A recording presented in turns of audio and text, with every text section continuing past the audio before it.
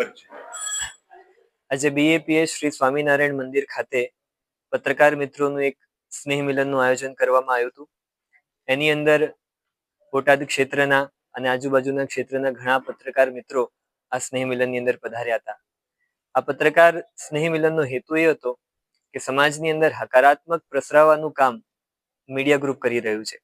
એ ચાહે news media હોય, ચાહે ચેનલ મીડિયા હોય, ચાહે સોશિયલ મીડિયા હોય, ચાહે યુટ્યુબ હોય, પણ સમાજની અંદર હકારાત્મક નૈતિકતા મૂલ્યોનું સિંચન કરવાનું કામ આ કરી રહ્યું છે. અને ભારતીય લોકશાહીના એક મુખ્ય પિલર તરીકે પણ પત્રકારત્વ બહુ મહત્વનું સ્થાન ધરાવે છે.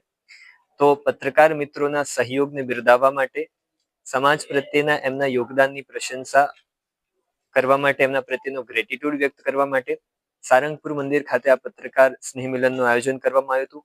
સાથે સાથે BAPS સ્વામિનારાયણ સંસ્થાના આધ્યાત્મિક વડા પરમ પૂજ્ય મહંત સ્વામી મહારાજ, જે સારંગપુર મંદિર ખાતે બિરાજમાન છે, એમના પણ દર્શન આશીર્વાદ સૌ પત્રકાર મિત્રોને પ્રાપ્ત થયા. પરમ પૂજ્ય મહંત સ્વામી મહારાજે આશીર્વાદ આપ્યા છે કે આ સૌ પત્રકાર મિત્રો સમાજની અંદર ખૂબ સારું કાર્ય કરી રહ્યા છે, હકારાત્મકતા પ્રસરાવવાનું કાર્ય કરી રહ્યા છે.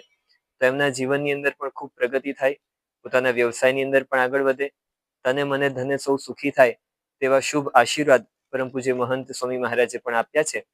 તો આ રીતના આ પત્રકાર સ્નેહ મિલન એક આત્મીયતા અને સહકારનું મિલન બની રહ્યું.